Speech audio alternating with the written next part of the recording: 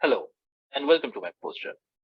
Today I'm going to talk about how we used lipid sponge droplets to emulate some of the fundamental features of highly membrane-rich organelles such as the endoplasmic reticulum.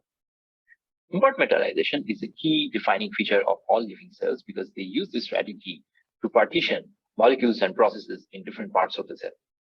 That is why compartmentalization is a very important consideration when it comes to design of artificial cells.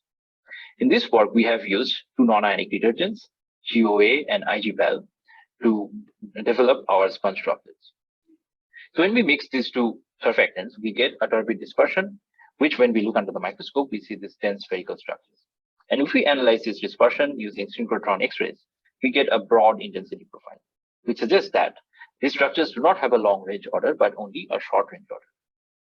Next, we studied the partitioning behavior of different small molecules, and in general, we found that hydrophobic molecules are well partitioned, and the molecules with many charged or polar groups are not partitioned at all. We found that proteins which have affinity for galactose, such as lectins and black eye, they get spontaneously partitioned into the droplets. And then, if we dope in small quantities of amplifiers with specific affinity groups, we can direct the translocation of proteins inside the droplets in a very predictable manner. Next, we tested if the droplets are compatible in presence of cell-free transcription translation system, a tool which is widely used by synthetic cell researchers. We found that if we add the droplets to pure system, we can express both soluble and membrane proteins in functional form and reliably make them to translocate into the droplets. Next, we asked if we colocalize an enzyme and its substrate in the droplets, whether that can enhance the rate of a certain reaction. So we colocalized an enzyme called cathepsin K and its fluorogenic substrate, and we found that the rate of hydrolysis of the substrate enhanced about 40 times compared to the bulk conditions.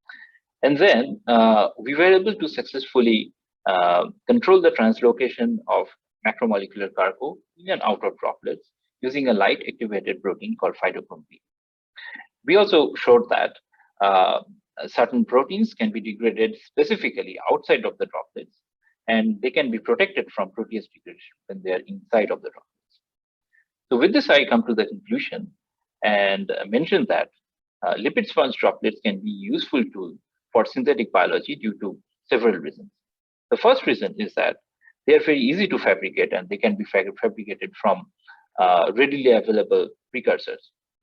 Second is that we found that they are compatible with a wide variety of biomolecules. And finally, we believe that they can be integrated in a modular fashion to many of the existing synthetic cell systems.